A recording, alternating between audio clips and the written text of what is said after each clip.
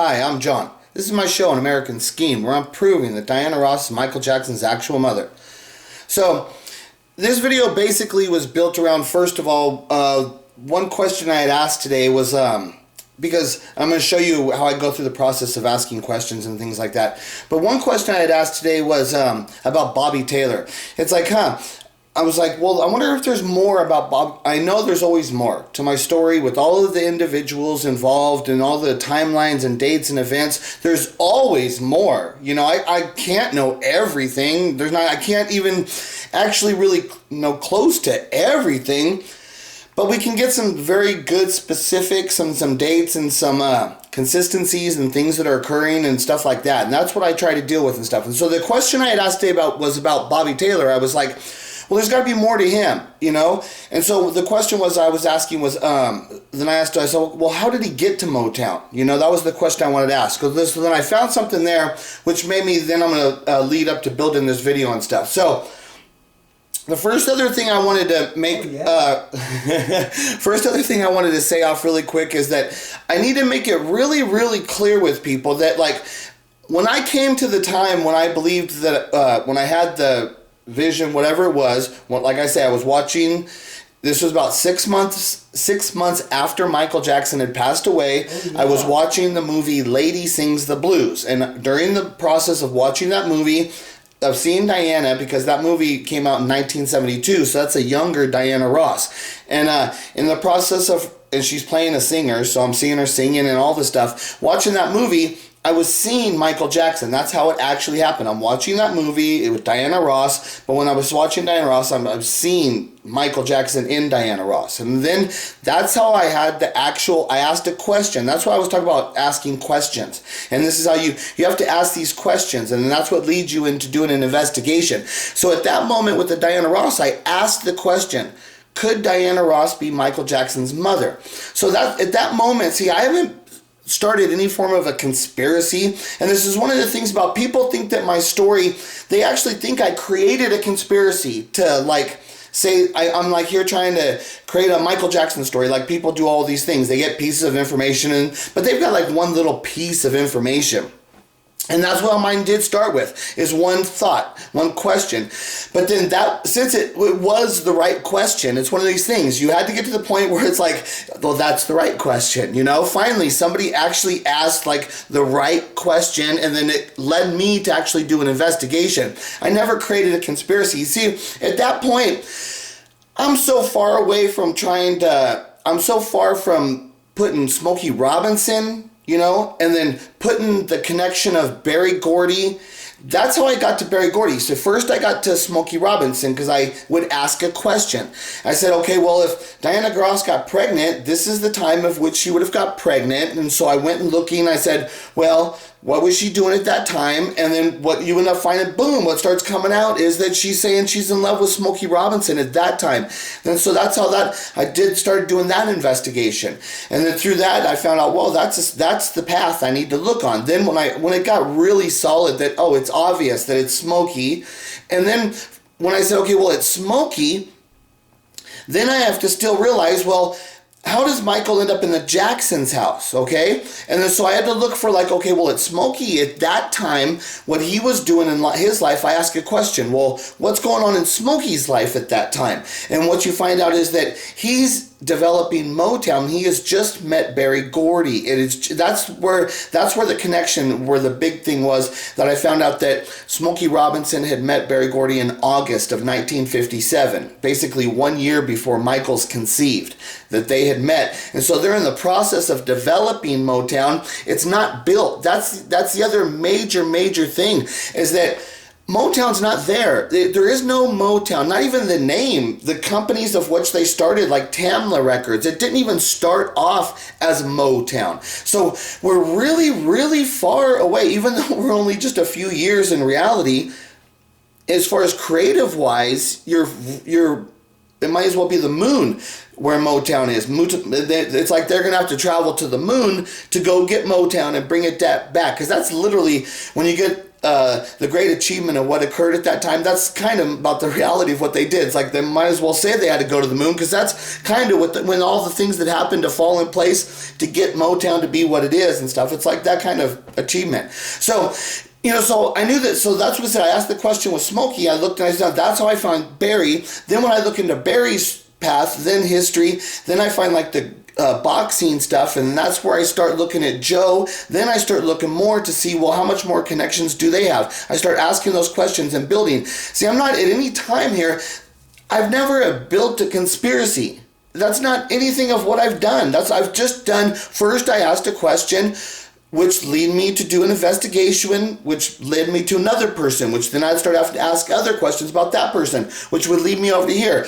And so that's one of the things is like, anybody that actually understands what I'm doing, it's like, I'm just doing a flat out investigation. Flat out. I go through this whole process. So in the process right now, like I said, I asked the Bobby Taylor thing.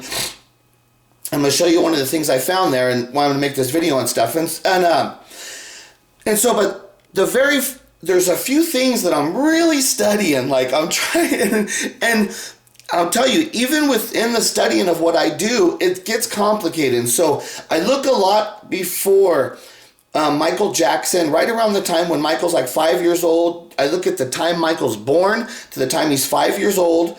So that interaction of how it develops and the stuff of what's going on in their lives to see when he starts singing and they go on their path to Motown. So I try to look at a lot of history there, because there's a lot of information and stuff there. And then I look at when they're getting close to getting to Motown, and then they sign to Motown, and then they go and live with Diana Ross. There's like a lot. There's right there.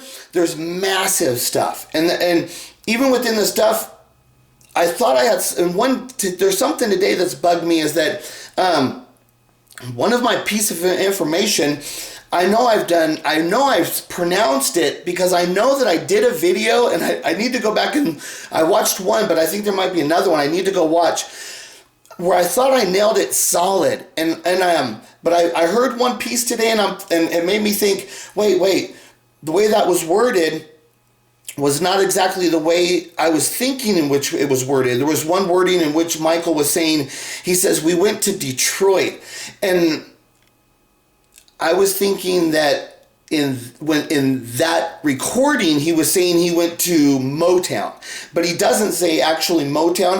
I think I got that confused from the other things when they're saying they go to Motown and stuff.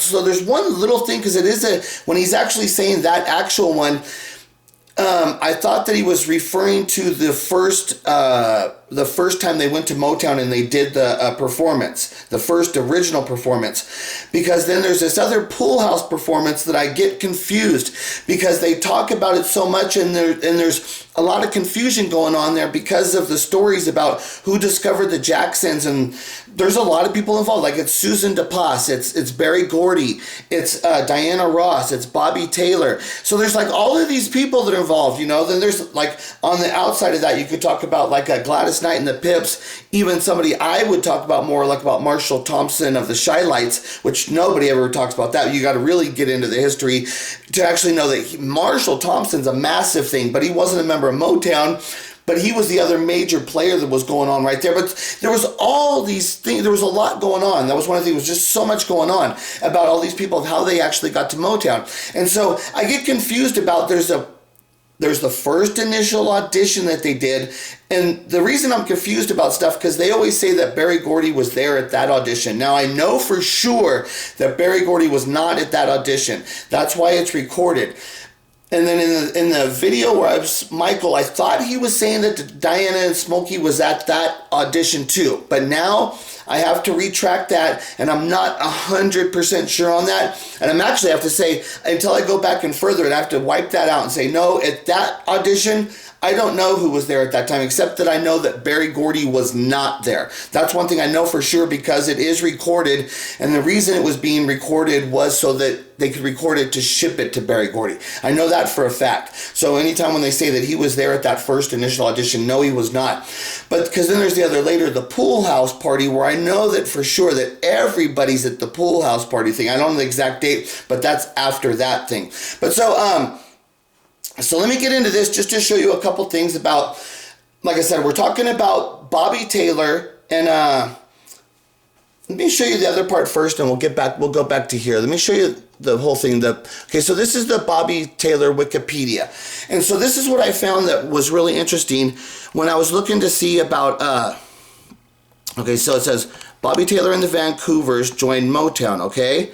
And then so I wanted to see, okay, well, because the part of this I'm going to show you here too is that I know that Bobby Taylor and Smokey Robinson are good friends. Okay, so I assumed that the connection of Bobby Taylor had to do with Smokey Robinson. I never thought that there would have been anything with Diana Ross, except that I knew that Diana Ross was appearing at the same locations as the Bobby Taylor and Vancouvers, but that could have just been because they were both Motown acts. But I didn't know that there was any more of a relationship between Diana Ross and Bobby Taylor. I didn't have any idea about that. So that's what I found here today. So is that it says that Bobby Taylor and the Vancouvers joined Motown. So it says in 1965, I'm trying to think, should I read it off my video screen here? It's a little smaller off the big screen. Okay, so it says, I'm going to read off the small screen a bit. So in 1965, Supremes members Mary Wilson and Florence Ballard. Okay, so that's the other two girls of the Supremes, and that's 1965. So that's right when the Supremes are like, boom, they're really they're hitting big in like 1965. So they're hitting big. So right when the Supremes are actually like hitting big, the other two members of the Supremes heard the band, whose repertoire consisted primarily of Motown covers, at the Elegant Parlor in Vancouver, and alerted Motown CEO Berry Gordy. Berry Gordy brought the Vancouvers to Motown Records in Detroit and signed them to Gordy Records. Okay, so that's all you need. See, so it was the Supremes who discovered Bobby Taylor and the Vancouvers, the other two members. So that's the part about that I was like, oh, that's interesting. It's so Bobby Taylor and the Vancouvers. So the part about with later when I show stuff about at these events, because they keep, and see the reason I'm showing you that part about is because the real part is because they keep saying that Bobby Taylor is even Michael, when there's one of the recordings where he says Diana Ross didn't have anything to do with discovering us, right? And then he says, then he brings in the name Bobby Taylor, and he tells the Bobby Taylor story. But the Bobby Taylor story mainly really starts at the Regal Theater in Chicago, basically 2 weeks before they go sign at Motown. That only occurs 2 weeks before Motown, okay? So this is the other part I want to show you with, the Bobby Taylor and Smokey Robinson, and then you'll see here with Michael, and listen how he speaks about Bobby Taylor. He says Bobby Taylor was very instrumental in bringing the Jacksons to Motown. Okay, so it's like instrumental. Okay, when he uses the word instrumental, it's an instrument. He's an instrument being used by them, right? I mean, that's kind of the way that when he says it that way, you can see he kind of uses that word. He searches for the right word when he's like searching for the right word to use of what Bobby Taylor's role was in bringing the Jacksons to Motown. Oh, yeah. He doesn't say that. He doesn't say that Bobby Taylor discovered the Motown. He doesn't say that because that's not reality either. It was not. Bobby Taylor didn't discover him. That's not. But he instrumental because he's playing a role there. But the other part of what it is what you see is that Bobby Taylor and Smokey are golfing buddies. They're golfing buddies, and when you're a golfer and you have golfing buddies, that means they sit there and they talk for hours when you're on a golf course. People that don't know is like when you play an 18-hole golf course, that takes it could take you 4 hours. You're out there because you're just taking your time, cruising around. There's 18 holes. It takes about 4 hours, you know? So, and one of the things, like how business people do that, because they can go out there in private. It's a big open field. There's nobody actually listening to you right there. And you could talk about business and everything in total private. And it's like freedom. You're out there. It's just beautiful. Golf courses are really nice places. So that's one of the people that golf and they do. So Smokey Robinson's golfing buddy is Bobby Taylor. Okay, so let me play you this. Smokey, one question. What was your best memory of Michael Jackson? I have many fond memories of Michael. I think that one of my fondest memories of him is this guy named Bobby Taylor. He was mentioned by Suzanne DePass on the Larry King Show tonight. And Bobby Taylor was one of our singers at Motown who was instrumental in bringing the Jackson 5 to Motown. And Bobby Taylor plays golf and I play golf. And as a kid, Michael used to get on the cart with us and ride around and just be there while we were playing golf and just joking and laughing. And he was probably 10 or 11 years old.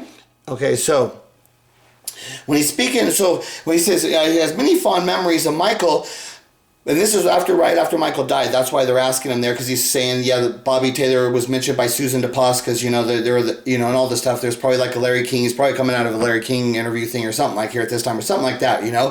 But so this is currently after he had passed away. That's why he's talking, and they're asking him these kind of questions. And so what does he say instantly when he talks about Michael Jackson? It's just kind of, okay, so what does he do? He refers right back to Bobby Taylor.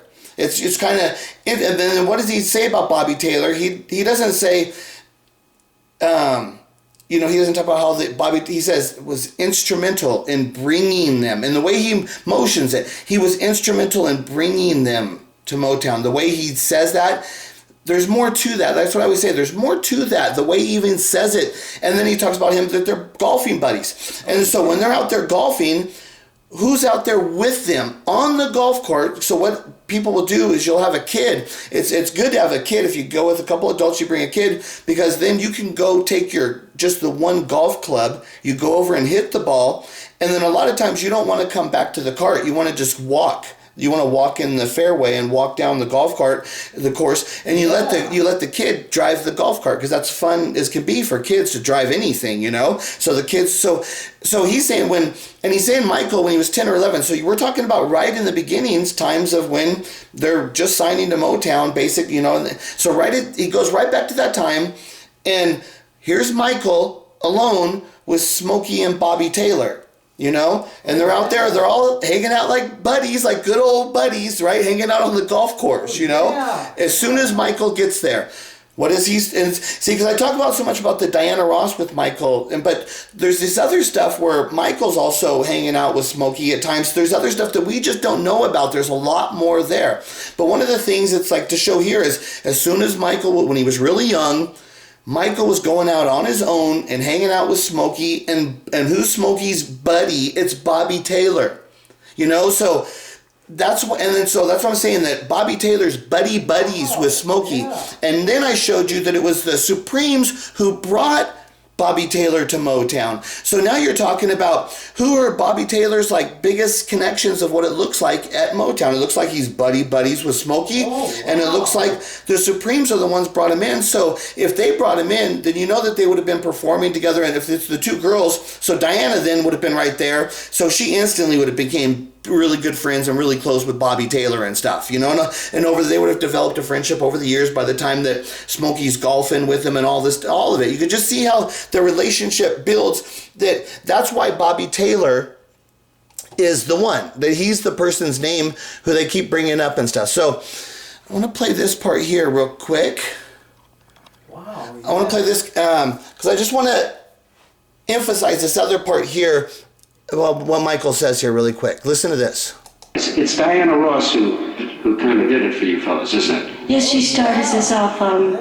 We did a talent show in Gary, Indiana at Roosevelt High School, and the mayor guest was Diana Ross. She was sitting in the audience, and we did this show, and she liked it very much, and she came backstage and told us how much she liked it, and from there on... How soon after that were you recording? Oh, about 3 weeks. Okay, so this is stuff too. It's like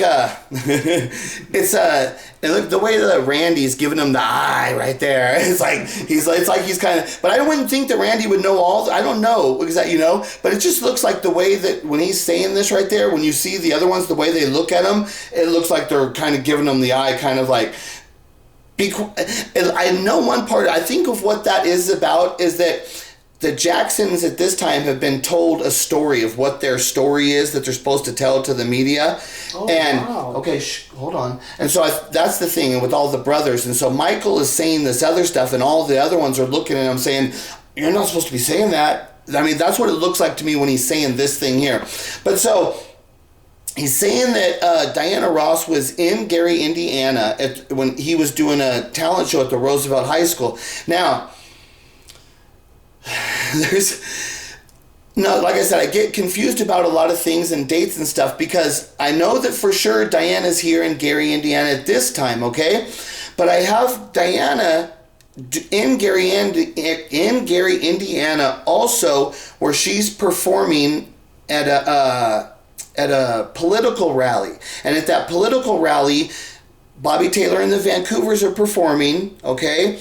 Yeah. And then I thought that at the political rally, Diana's performing, Bobby Taylor and the Vancouvers are performing, and the Jacksons are also performing. So at that political rally, they're all performing on the same stage. But now this is what's confusing me. I'm not sure if that one is a separate event. That event could be before this one. There could be another event here that I get confused. That's what I say. I get confused a lot, but the main thing of what you see here is that what he's talking about this thing that occurred here at the talent show in Gary, Indiana. I know for sure that this is before the Regal Theater, and the Regal Theater is the time in which the Jacksons are supposed to have really met Bobby Taylor, and from that was where Bobby Taylor says, "I like you. I'm gonna do the." That's where it takes place at the Regal Theater. Okay, so. This good. Here, what he's talking about is before that. And before the Regal Theater thing happened with Bobby Taylor, I know for sure that Diana Ross was in Gary, Indiana, and she said hi to Michael Jackson. Because that's what she said. She said, comes back stage and, told us how much she liked what we did or whatever. And, but so she's in Gary, Indiana, and speaking to Michael Jackson right before he meets this Bobby Taylor thing that Smokey Robinson says Bobby Taylor was instrumental in bringing the Jacksons to Motown. And it's like, okay, so right, and like that's one of the things where I keep saying is people say Diana Ross didn't have anything to do with it. And it's like she's right there in Gary, Indiana, right before the Jacksons go play at the Regal and meet the Bobby Taylor, which everybody talks about the Bobby Taylor thing. But right before the Bobby Taylor thing, there's Diana. And it's just one of these things that's like, when the people talk about the conspiracy stuff, it's like, no, I didn't create this stuff. I didn't have any of this information. This stuff is when I went looking, and I would ask questions or I would do things, and then I would just watch stuff like this, and then boom, it would just, I wasn't even asking the question about Diana Ross being in places with the Jacksons before Motown. I wasn't even asking those questions. Stuff like that, I just found it. It just came, I was watching stuff like this, and then he's saying, then he's like, oh, Diana was in Gary, Indiana before we went to Motown. And I'm like, so that's why I'm like, then I started asking questions. It's like, wait, what? It's like, what do you mean that Diana has met you before went to Motown? Because all of the story is that all the real story starts at Motown. All of the real Diana Ross, Michael Jackson story, when they talk all the story about, the Diana Ross discovering this, most of the real stuff that they talk about is at the Motown thing. But later on as they did it, they just dropped off that Diana discovered him and they came in with the Bobby Taylor thing. But I've shown you that it's not, the Diana is there.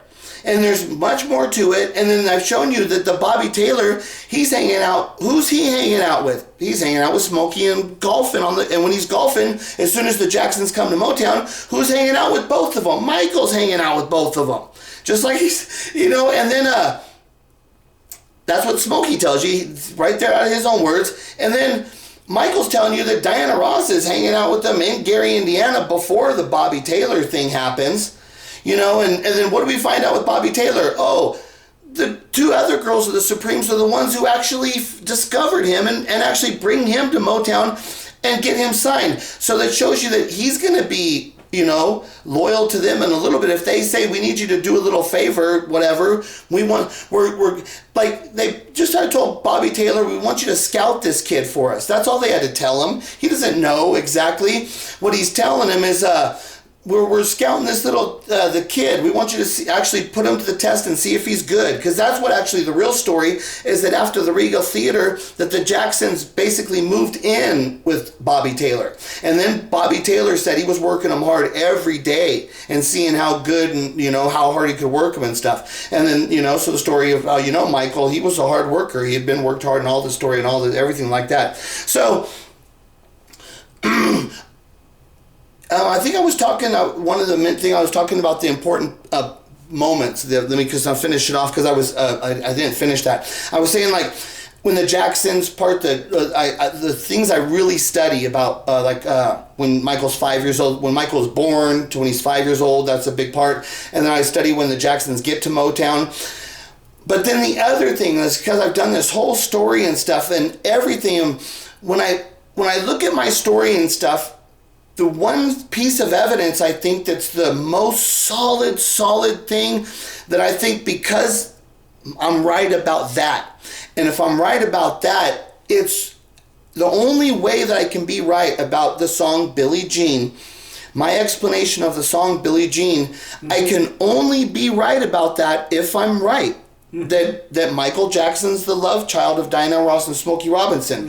Okay, hold on. So I can only be right about Billie Jean, and that's the one that I stand on, and I say, I'm right about this. And if you just listen to the way in which I'm explaining the lyrics, once you actually hear the lyrics and you've gotten to where you really are seeing like, oh my God, this Billie Jean is just like, this is what it's all about. And and then it's like Billie Jean, you just see in the bigger picture of what Billie Jean is. But the actual reality of that's the actual song about Diana telling Michael that she was his mother.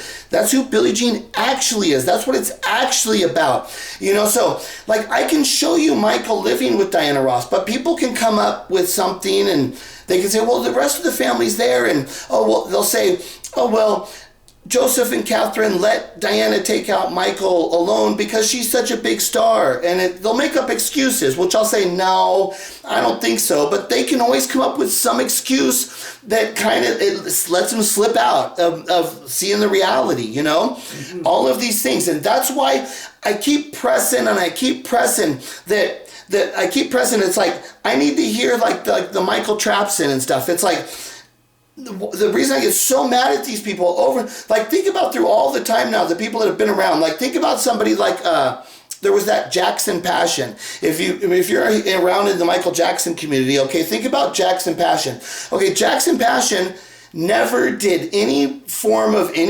never talked to me about my story, I had to freaking yell at her to get her to do any that's what I've got to do to everybody. I try to speak to them, they end up just blocking me. So then I would end up yelling at them, calling them frauds and stuff, right? And then maybe I get some kind of response sometime once in a while, but never any real investigation. And it's like, I would just be yelling at them, please, look at my Michael Jackson, my Billie Jean explanation of, my explanation of the Billie Jean song by Michael Jackson. Just look at it and just at least tell me that you've saw it and you've heard it and you will now at least keep it in mind that this could be something, That's all I've ever asked him, because I know once you get to the point where you can accept that maybe this is what it is, I know that reality is just going to do on itself. It's going to show you truth, and then I'm not going to have to do any more work. Once you've heard me explain Billie Jean, and then you just accept that maybe this can be possible, then I know that there's going to be the people that are going to need to see the stuff they need to see are going to start seeing it, and then they're going to care, because they do care. But for some reason, they just flat out refuse. And that's the one I keep saying. It's the Billie Jean is the one. It's the undeniable one. If I'm right about that, I'm right. I can't be, if I'm wrong about Billie Jean, I'm wrong about everything. I flat out say that. If I'm wrong about Billie Jean, I'm wrong about everything. That's how important I think that Billie Jean, and how much of a factual thing of what that is, and my explaining of what that is and how important it is. And so that's what I'm saying. Like, I can do all the studying of all the dates. I can show you the creation of Motown. And I can show you the relationship of Diana and Smokey. I can show you the oddities that occurred from when Michael moved into the Jackson's house. Then I can show you the oddities that occurred when Michael first shows the talents. I can show you the oddities that occurs when Michael is brought into Motown, like how Smokey says. I can show you all the things. I can show you then they go live with Diana Ross. I can show you all of those things. But unless people see the whole story, they really just are like, they're not convinced, because they're just going to look at one thing, something they're going to say, they're going to find something in their mind, and if they have to, they'll just say, oh no, Michael looks like the Jacksons, forget, I'm not even going to think about that. And that's what they'll get away. They won't look at it and stuff, But the Billie Jean one, it's like, this is Billie Jean we are talking about. The actual song, Billie Jean. And I keep saying, I actually explain the actual song, because the song about what they're talking about is that Diana Ross is telling Michael Jackson that she's actually his mother when Michael Jackson's 10 years old and living in Diana Ross's house. That's what the song is actually about. And if you listen to the song, you're going to see that that's what the song's about.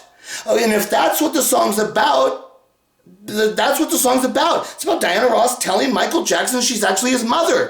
That's what the song's actually about. When you actually see that, then you have to understand Diana Ross is Michael Jackson's mother. That's the one that can't be denied.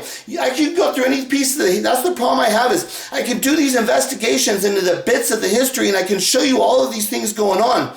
But Billie Jean, man, that's the one. I've hit it really hard. Not my original explanation. My original explanation is good and stuff, but I've moved on and I've gotten better. And like, I've got the pieces of it, and I've done better when you look into more of it too. But even my original one, it's enough to get you started. But then when you look into more of my explanation stuff, I've even gotten better my explaining of it, to now where it's the point where it's like, I'm so convinced, and it's just so blatantly obvious. There's no doubt about it. It's Billie, and it's so great. And that's one of these things that I love. It's Billie Jean. Billie Jean's going to be the one that is like, it's the truest. It's going to be like the Mona Lisa. Mm-hmm. This is like what, after the true story comes out and it's explained and everybody understands, Michael Jackson's performance on Motown 25 of Billie Jean, like, it's already known. We already know like what it is and stuff. And you can't think of like how much bigger could it get, and how much more fans could it get.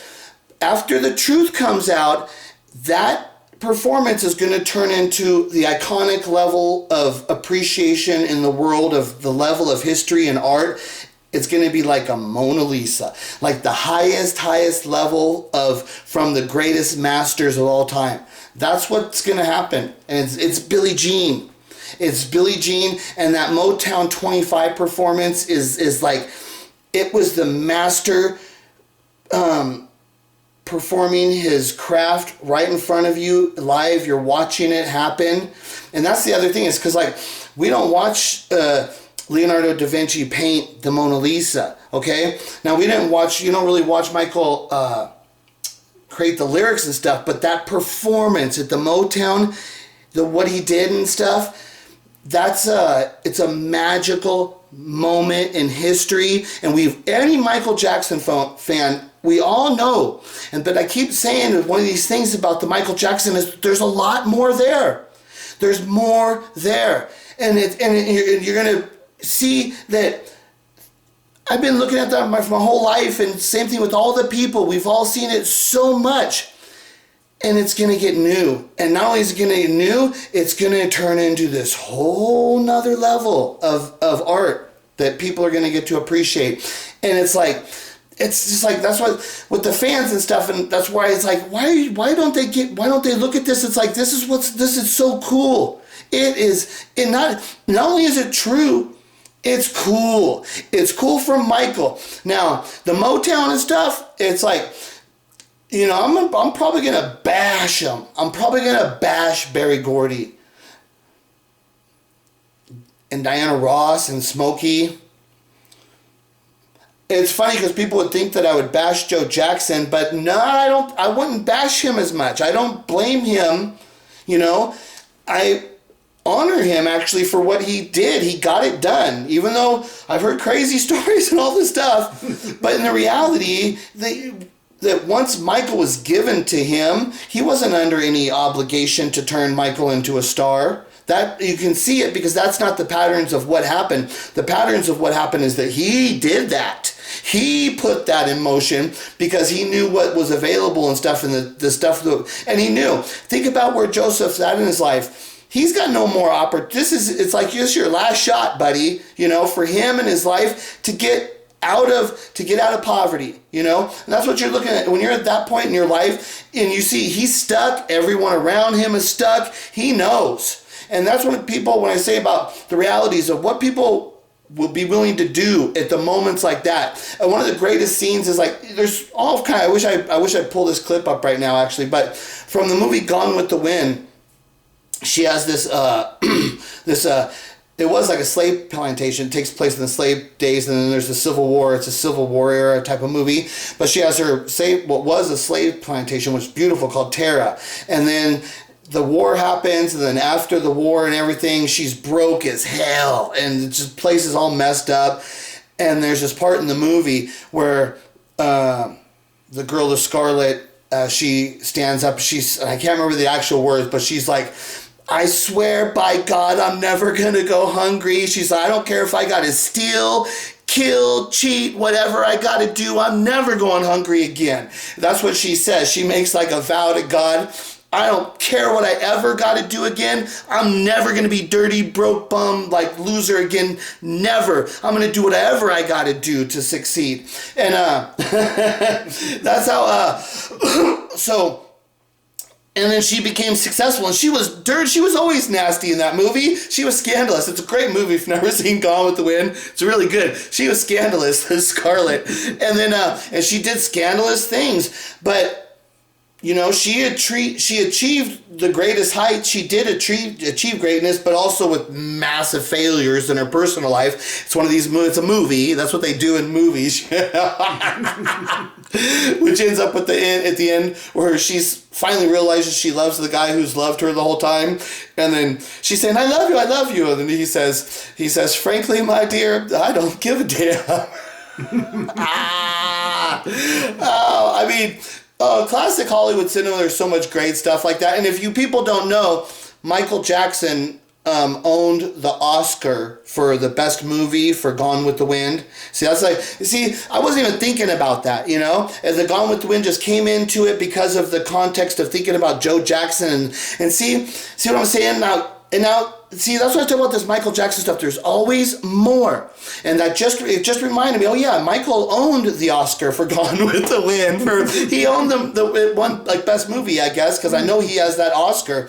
And so, he had it and shit, and that's one of those things they would say was lost too after he passed away. They don't know where that thing's at exactly. That's what, because it's like worth $1 million at least, that Oscar alone. And I'm not sure whatever happened to it exactly and stuff. But Michael, he's done it. But that's one of the things. Like I said, in that movie, there's that moment where Scarlett says that, and if you know that movie, you know that's like a thing in your life that it's like. You live by that. It's a very, very powerful moment when she says, I'm never going to be poor and hungry. I'll never be hungry. I think hunger is her main thing. But she's dirty and everything. And she's like saying, I swear to God. She's like, I swear to God, I'm never going to be freaking hungry again. And see, that's what I'm saying. Like,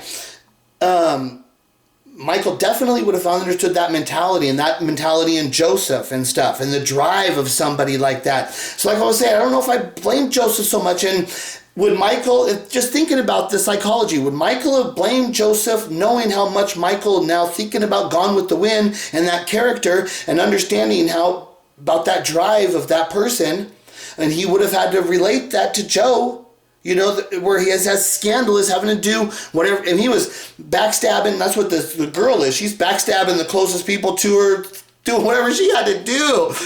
In the Gone with the Wind, she was scandalous. It was good. And so he would have, if he owns that Oscar as a prized possession in his life, he has to have understood that character, what it was, you know? And if he understood that character, he had to have understood it and seen it in Joe for sure, you know?